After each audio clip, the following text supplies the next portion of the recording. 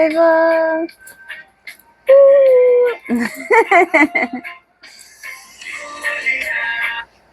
Welcome to Outta Survival with Julia. I am Julia, and this is a safe space for us to speak about mental health. I know I come on happy-go-lucky, but that's my character. I've always been that person, but because I want to see happiness, and I wanted to bring that onto here. So it's easier to talk about mental health. I know a lot of us have been through it. Just like any plague, I feel like it's a pandemic. People don't look at it like that. So we are going to put an awareness on it. But to do that, I have to speak on my story. So maybe you could see the similarities. Maybe you know it's relatable. Maybe you could tell me something. Not everybody's right. We have God in all of us, right? So I'm not a preachy person. I am a spiritual person, but it's good to have the conversation within ourselves together. If you're listening, thank you. And if you're into this, subscribe and like if you do. But I will be having other people FaceTime me on here. So we will have more topics that maybe I will learn from, that I know that I'll learn from fighters to protesters to, there's so much in this earth. There's so many walks of life, right? So I do want to get into most of that. But to do the first thing is to speak about myself. Mental health starts when you're young.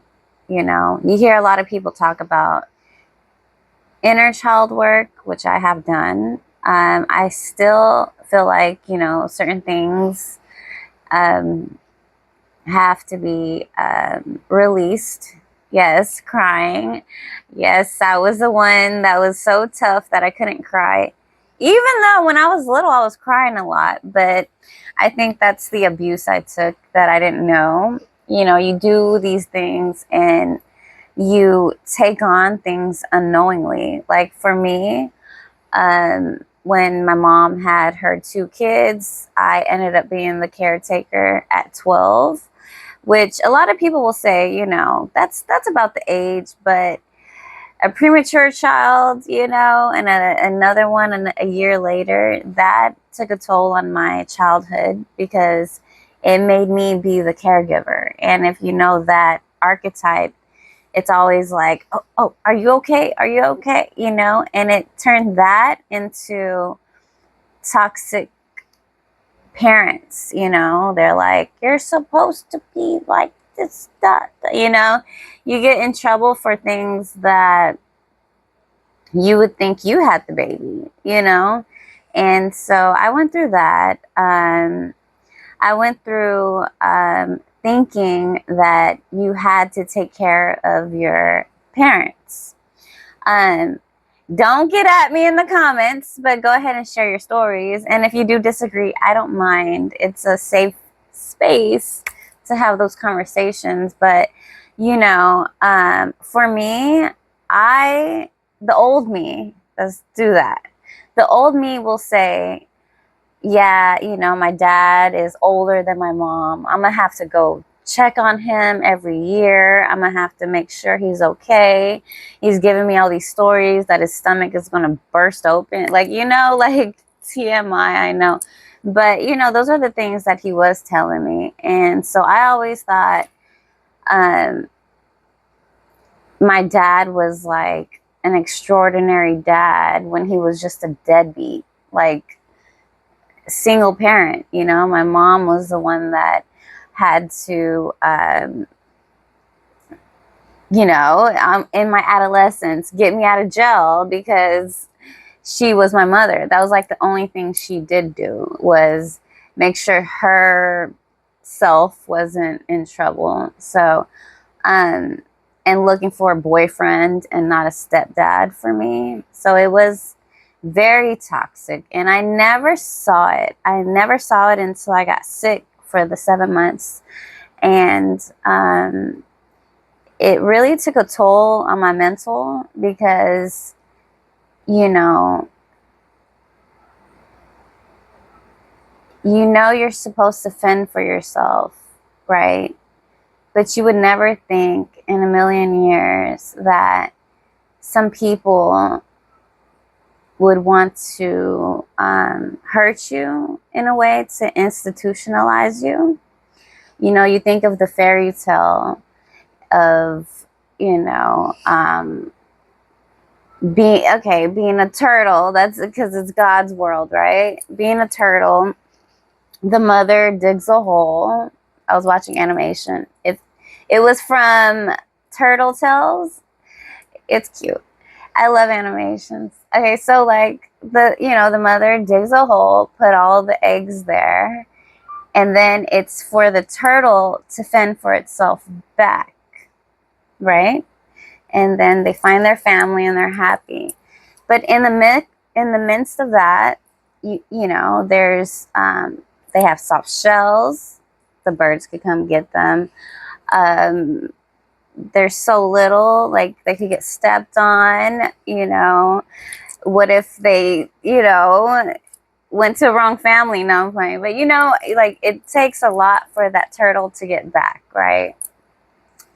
And when I was sick, I was watching that, and it did show me, like, man, I was that turtle, slow and steady, but I was that turtle. And, that's the real reality in life that God gave us. God didn't put us on this world to be slaves to our parents that never did anything for us. Now, I'm not saying don't take care of your parents that fed you and took care of you and did the right things. I didn't say that. But I said, though, for the ones that went through the toxic elements and didn't know if that was the right thing, or no, go live your life. Because you know why? When you were little, they went to go live their life. So don't ever put that on yourself.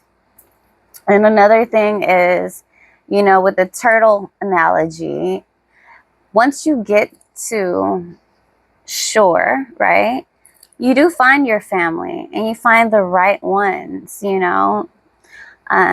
I feel like turtles stick with turtles, so humans could stick with humans. And just because you might have came out of a dysfunctional family, as myself, you can find your people. I honestly had to start over on that for the people that are like, whatever, find your people. Okay, Julia, you have a great life. No, I actually had to cut off my whole circle. If y'all want to go back to the intros that I did on my my life, but yes, I had to cut off my whole circle. From me thinking I was just out there partying to gang stalking, was one of the things that I'm not going to lie, was a peak. Even though I got drugged and things like that, that was the peak of mine, because I would ask people things and I knew they were lying. I would ask questions on purpose to know they were lying. But yet I still believed that they were good people. And that goes back to being naive. When you're nice to people, they believe you're stupid. And that's just the truth. When you're just nice all the time, and that was me. You could look at me and imagine that. Yeah, I had a backbone, but I had a backbone for me and my so-called family, or the people in my circle that I called family, because I didn't feel like this family was my family, so I went to go make a family, which was chaotic on its own, but I didn't know they were linked. So, you know, you try to make a family, but I think honestly that's what made me question my mental health the most. Was I swear I saw that car, or you start questioning yourself. Then to find out when I got sick that all of that was an illusion, or wannabe illusion for these people. Because, people gain more when you're doing bad than in actuality. We could always work together. And that's where I feel like people will find their tribe, is when it's a healthy relationship. You don't have to question it.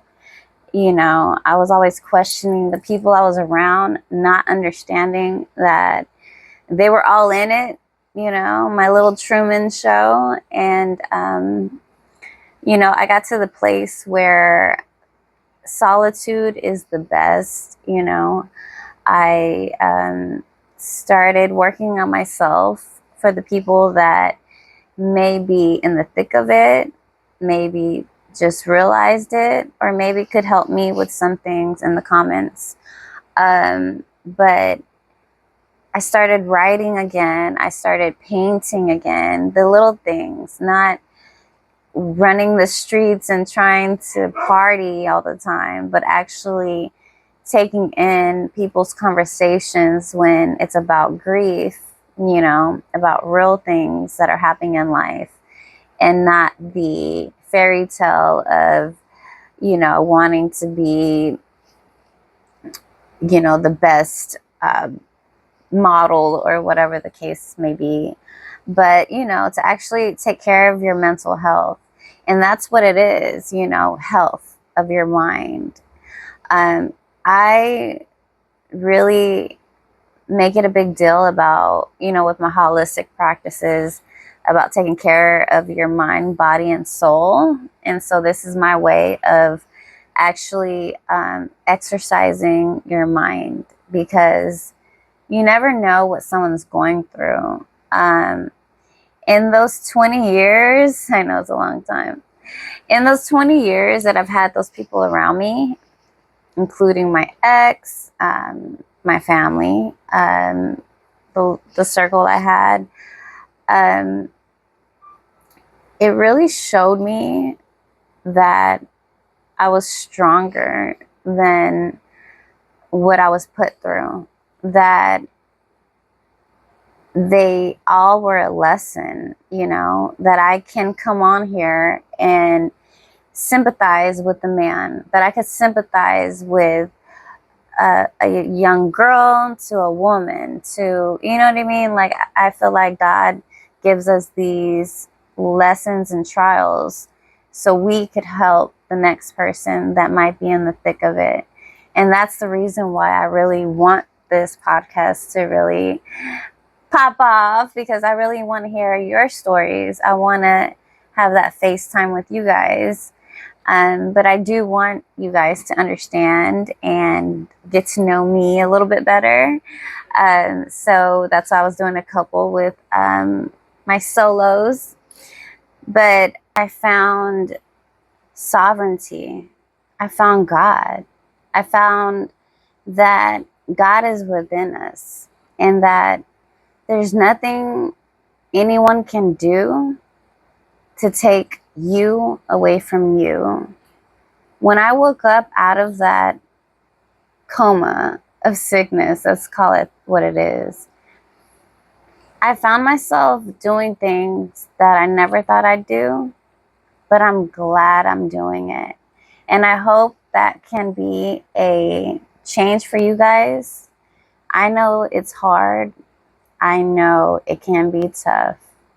I know releasing is hard. I could be the one to say, I couldn't cry. My eyes would burn and my heart would shake or break, whatever it does. But I I just want to let you guys know that you're not alone, that I've met more people just like us, and hopefully they would want to come out and speak about it, and hopefully you do too. And that's why I have this platform for all of us. And it's our fairy tale, even though it's probably going to be a hard topic. And my dogs are calling. But, you know, we will get through this together. Thank you for your presence on here. It's always truly appreciated. If you do want to reach out, go ahead and message me on my Instagram or email me. I would love to hear from you guys, and I will keep it anonymous if you do want that. Please subscribe, like, and share to help this new podcast out. And this is Outta Survival with Julia.